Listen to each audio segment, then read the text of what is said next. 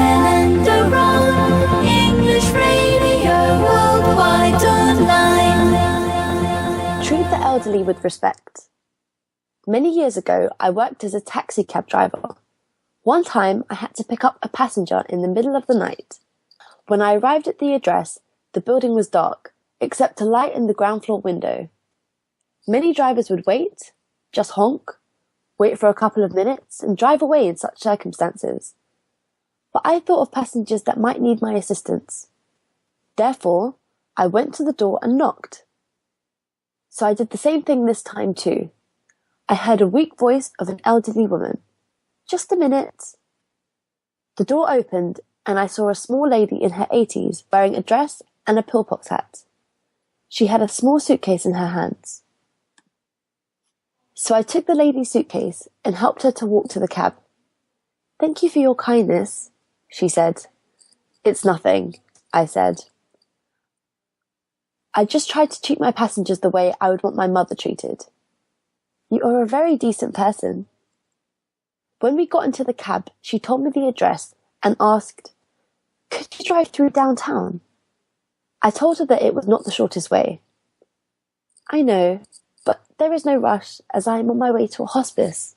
I have no family left." I noticed tears in her eyes.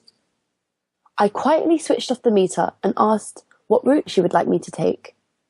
While we drove through the city, the old lady showed me the places that were important to her. The building where she worked as an elevator operator, the house where she and her husband lived just after the marriage, the warehouse where there was a ballroom and she went dancing many years ago. After 2 hours of driving, she silently said, "I'm tired now. I'm tired. Let's go now."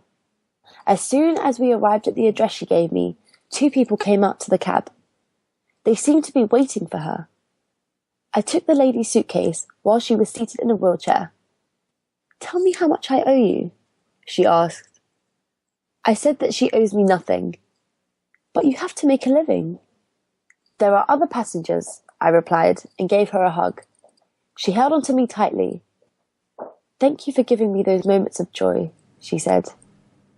When I was walking to the cab, I heard a door shut. I thought to myself that it sounded like the closing of a person's life. That day, I did not pick up any more passengers. I just drove without any purpose, lost in thoughts about the old lady. What if she had gotten an angry or indifferent driver who was impatient to end his shift? It seemed to me that this drive was the most important thing I've ever done in my life.